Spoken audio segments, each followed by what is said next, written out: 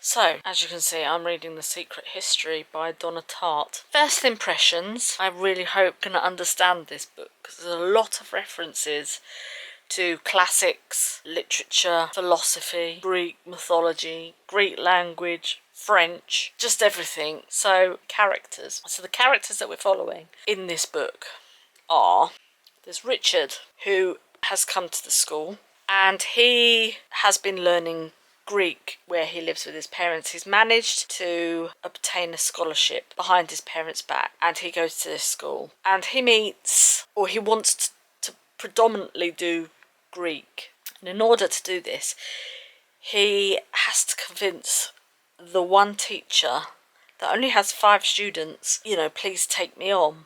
So he manages to do this, and the other students are, I've just got it written down here, Henry, Bunny, Francis, and twins, Charles and Camilla. The teacher is Professor Julian Morrow, and because Richard is basically seen as not as well off as everybody else, this is one of the things he's trying to hide. So at the moment he's just sort of going along with everything. He ends up going out to dinner, Bunny, who I really don't like. I think he's really up his backside. I cannot stand him. Now, we know from the very, very beginning, the prologue, this isn't a spoiler, that Bunny is the one that gets murdered. I can see why. He is So, anyway, he says, do you want to go out to lunch, to Richard? And Bunny goes, yeah, all right then, why not? So they go out to lunch. They're ordering all this stuff. They're having, is it mint julep or something? These drinks. They're having lobster. They're having all sorts of things. And it comes to the end, so to pay the bill. Well, Richard hasn't got very much, hasn't got a lot of money, obviously. So he can't pay for it. So he was like, I didn't bring my wallet. And the other guy was like, well, I didn't bring my wallet either. So he said, don't worry, no problem. I'll just get Henry to pay. So he phones up Henry. Henry comes along and pays for the meal. And I'm like, what? So at first I was like, are Henry and Bunny together? But I don't think they are. And you can tell that Richard feels very much like an outsider at first. But as you get to read on, I think he'll probably meld into the group a little bit more. So we shall see about that. I think that it's quite a dark book. It does have a few moments of humour, but not very many. I think if you're going to read it, you need to sort of concentrate on it. Okay. So I'm going to get on with reading it.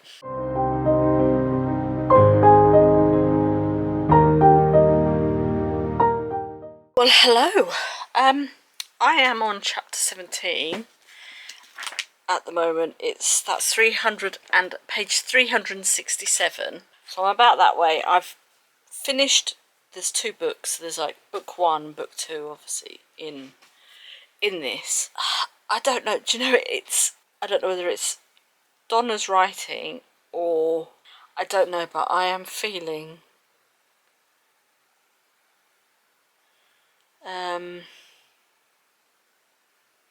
I don't know, I'm feeling as I feel the characters would feel in this book. A little bit anxious, a little guilty, that kind of thing. It's not even me, you know. Very strange. I was thinking about this last night as I was asleep, as I was sort of going to sleep, and I would liken this book, to Shallow Grave, the film Shallow Grave with Ewan McGregor. If you haven't seen that film, it's a must. And also, I think it's very similar as well, aspects of it, a bit like Heathers, the film Heathers with Winona Ryder. I can't remember who else is in it. Christian. Oh, I can't remember what his name is. Anyway, Christian Slater. So yeah, Winona Ryder and Christian Slater. It's called Heathers. It's a early 90s film. I'd say I remember watching it when I was in secondary school. Loved it. Such a good film. That's what this book reminds me of. It's a little bit of Shallow Grave, a little bit of Heathers.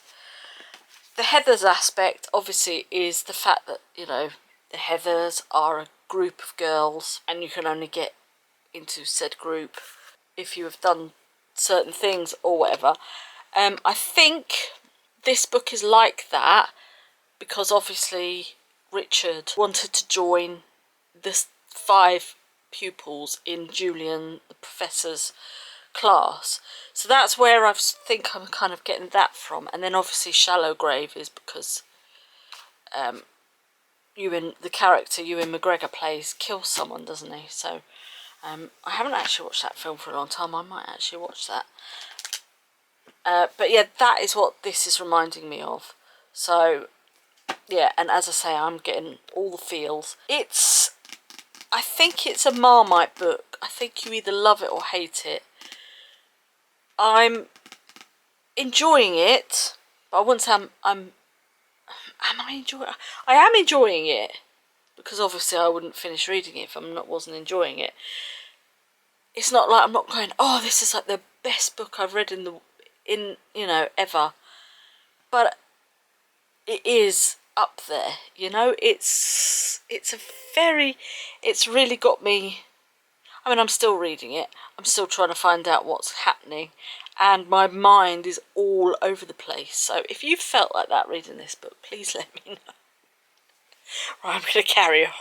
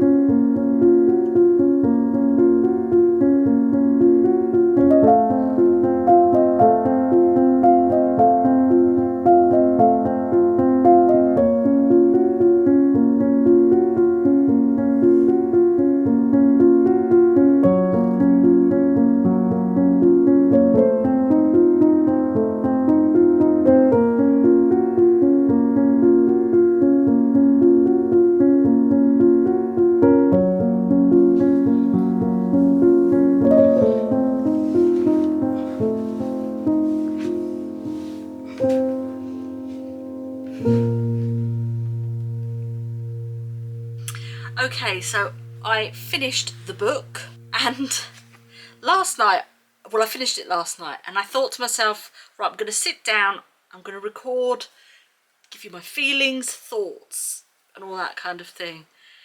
And I just couldn't string all the words together. If you are looking for a dark academia book, this is definitely that. Donna Tartt's writing style is, in this book, however, I've never read any of her other work, so I can't vouch for any of her other work, but in this was sensational. Is it my most favourite book of the year? Yes and no. My most favourite book of the year, I will let you know at the end of the year, but this, it's probably tied in the same place, but for different reasons. It's not one I would recommend to everybody. However, I was thoroughly immersed in the world. I felt like one of the characters, which I will get into in a minute. I don't know whether it's because I have done a little bit of English literature at my university and things like that. I understood quite a bit of it. However, having said that, I will have to reread it again because there is so much happening. Not that it's like, ugh, you can't get your brain around it, but there are subtle things, foreshadowing of certain things and things like that, that I think I probably missed reading it the first time round. I think this is a book that you can read on several sittings and see or read something new. And I think that is very, very clever. So I'm going to give this a 5-star. This was a 5-star read for me.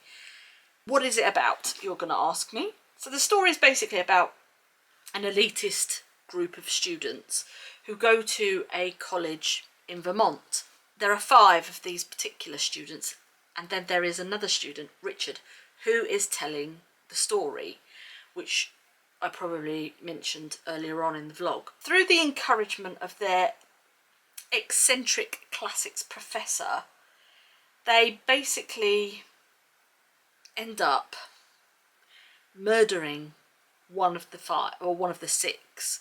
That is not a spoiler because it is basically in the prologue. It tells you what happens in the actual prologue, so you know it's not, it's more of a why done it than a who done it, because we know who did it from the start. I think that's where the tension as a reader starts to build, because you know which character's going to die, you don't know how they're going to die, and you don't know who is going to do the murder. However, building up to said murder, you kind of get clues as to who's going to do it. And there are some, I want to say, humorous parts. It's a serious book, but it's not too taxing, if you get my drift.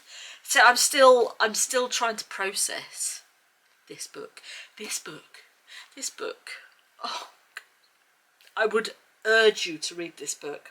So it's basically an inverted detective story, which is told by one of the students, and the student in this case is Richard. And then, so the first half of the book, which is book 1, is the build-up to this murder. So we're getting a picture of why this person was murdered and the reasoning behind who will do it eventually. So we have several characters. We have Richard, who is the narrator.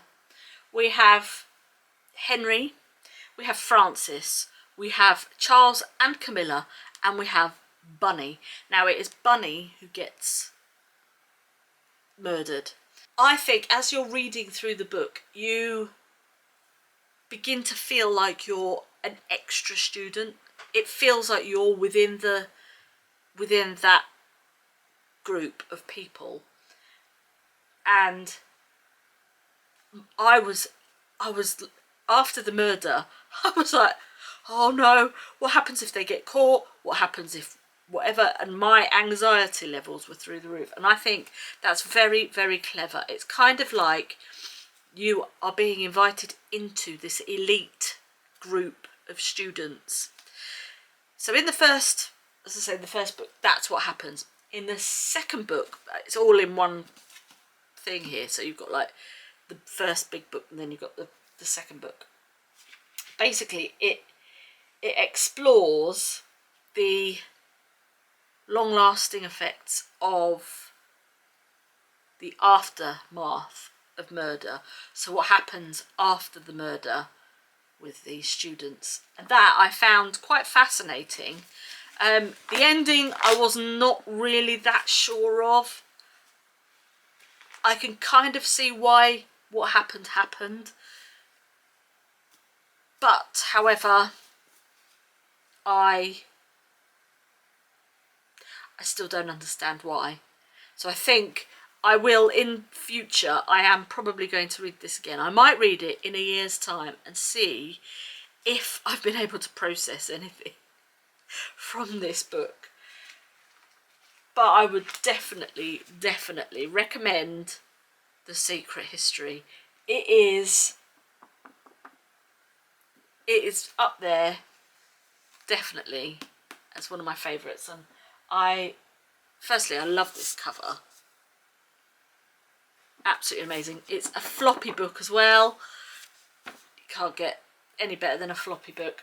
But yeah, I absolutely thoroughly enjoyed it. So thank you so much for watching.